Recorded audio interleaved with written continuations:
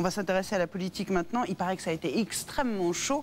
Cette nuit, à l'Assemblée nationale, le PS ne lâche rien, Caroline. Ah mais non, il lâche rien. C'est-à-dire que si certains se demandent où est l'opposition, parce que c'est vrai, quand on regarde ce qui se passe rue de Solferino, on peut parfois se demander s'il reste un parti socialiste, eh bien, ils sont à l'Assemblée nationale et ils font un vrai travail d'opposition, d'obstruction, c'est selon qu'on est soit dans l'opposition, soit dans la majorité. En tout cas, cette nuit, ça a été tellement chaud sur le travail le dimanche que Jean-François Copé, on l'a vu tout à l'heure dans le journal Télé, a tout simplement suspendu la séance. Donc il y a plusieurs moyens pour s'opposer quand on est socialiste. Donc c'est des rappels au règlement, c'est du brouhaha permanent qui fait qu'eux, ils ont décidé de suspendre la séance. Ça avait commencé, souvenez-vous, avec l'histoire des cartes postales. Ils avaient dit, le travail du dimanche, on ne lâchera pas. Vous savez, on avait distribué des petites cartes postales. Bien, et ben, ils ont poursuivi leur action comme ça pour exister aussi dans les médias. C'était hier après-midi à l'Assemblée nationale. Avant cette nuit, vous allez voir, ça a déjà commencé hier après-midi. On regarde. On n'avait pas tracté à l'Assemblée. Mais ben voilà. C'est le sport non au travail dominical. On se met au travail pour effectivement essayer de les convaincre, quoi. Qu'est-ce qu'ils sont en train de faire? Que la promenade du dimanche, ça peut pas être simplement d'aller dans les grandes surfaces. Gérard, c'est pour que tu puisses aller à la messe que tu veux le repos du dimanche.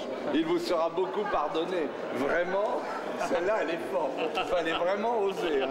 Voir des socialistes, oui au repos du dimanche, il fallait vraiment oser. Léon Blum doit faire la toupie dans sa tombe.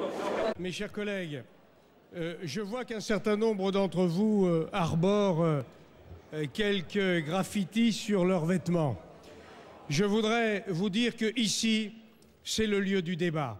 C'est le lieu du débat politique et que nous sommes ici précisément pour exprimer des convictions, des idées et que nous n'avons pas, en tout cas c'est ce que je crois le plus profondément, à utiliser ce genre de méthode pour exprimer quoi que ce soit.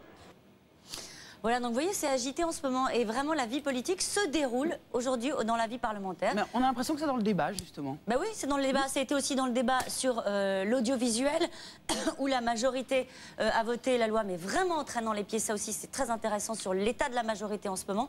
Parce qu'il y a une partie, la moitié des députés Nouveau Centre et une partie, enfin très peu pour le coup, je crois que 6 ou 7 députés UMP qui ont voté contre le texte. Il y avait eu déjà un peu d'état d'âme, on s'en souvient, on en a suffisamment parlé, un peu d'état d'âme, c'est un euphémisme, sur le travail le dimanche. On a vu que Nicolas Sarkozy avait reculé, le texte est vidé de sa substance sur le travail le dimanche, mais continue de poser problème. On a vu que Nicolas Sarkozy avait reculé sur l'éducation nationale et sur la réforme de la seconde. Et dans les couloirs de l'Assemblée, il y avait une question hier qui se posait, c'est est-ce qu'une pause s'impose? Est-ce que parce que le contexte est devenu tellement difficile, et politiquement dans la majorité, et socialement dans le pays, est-ce qu'il faut marquer une pause? François-Xavier Rigaud est allé poser la question.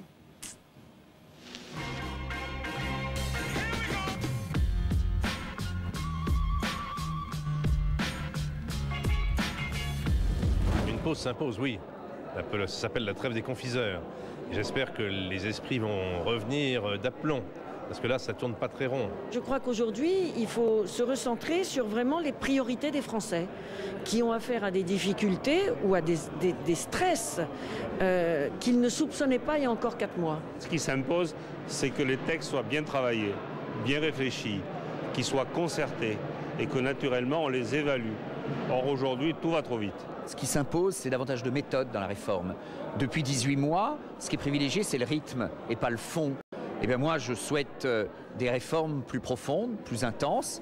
Et la question principale, c'est pas celle du rythme. On voit que quand on a la fascination du rythme, on se prend les pieds dans le tapis et les réformes font des têtes à queue. Aucune pause ne s'impose et il faut continuer les réformes. On a été élus pour ça. Et le jour où on va s'arrêter de faire des réformes, on est mort. Donc il faut continuer. La crise nous l'impose, la situation nous l'impose, donc aucune pause ne s'impose. Le mot de la fin, Benoît Paru, qui est quand même un peu seul là, à dire qu'il faut continuer à faire des réformes sur le même rythme. Parce que tous les autres disent... On va peut-être lever le pied. En fait, c'est la méthode Sarkozy de mener toutes les réformes en même temps, tous azimuts. Ouais. Mais on voit qu'il n'est pas soutenu totalement par sa majorité. On entendait Françoise de Panafieux. Là, quand elle dit il y a des priorités, genre l'audiovisuel, c'est peut-être pas une priorité en ce moment. Voilà, donc l'état de la majorité en ce moment à surveiller. Une petite info encore. J'allais dire une énorme info. C'est les propos de Nadine Morano à propos de Ramayad. Je ne sais pas si vous avez entendu. Elle était interrogée sur une émission, on lui disait mais qu'est-ce que vous pensez du fait que le président soit agacé parce que Nadine Morano ne veut pas aller se présenter aux élections européennes. Parce que Ramayad. Oui, pardon, Ramayad ne veut pas se présenter aux élections européennes. Et bien Nadine Morano a eu des propos étonnants, on va dire. Elle a dit la diversité ne doit pas être un bouclier pour les ministres. Voilà, elle a dit en gros, ils ne doivent pas en faire moins que les autres, ils doivent peut-être même en faire plus que les autres. Elle dit la légitimité dans un gouvernement, ça passe par l'élection uniquement. On voit bien qu'il y a une espèce d'amertume de la part de Nadine Morano sur ces ministres qui sont issus de la diversité dont elle considère, elle, qu'ils n'ont pas fait leurs preuves pour arriver là où ils sont. Sans doute qu'on va en reparler de cette petite phrase de Nadine Morano. Alors, il n'est pas élu non plus, mais c'est bien de lui dont on parle dans la question de la matinale. La nomination d'un commissaire à la diversité peut-elle faire avancer les choses? Je parle bien sûr de Yazid Zabeg qui a été nommé hier. Est-ce que vous pensez que ça va aider? Vous allez sur le site de Canal, vous cliquez sur la matinale et vous pouvez répondre à la question. Caro? Oui, une petite info, une énorme info. Encore? Bah ouais, mais c'est comme ça, c'est parce que c'est bientôt les vacances, alors on balance, on balance. C'est une info qui est donnée dans Le Point ce matin. Brice Hortefeux, on vous avait dit, il va aller au ministère de l'Intérieur. Je vous l'ai dit en vous regardant dans les yeux, et il n'ira pas au ministère de l'Intérieur. C'est comme ça.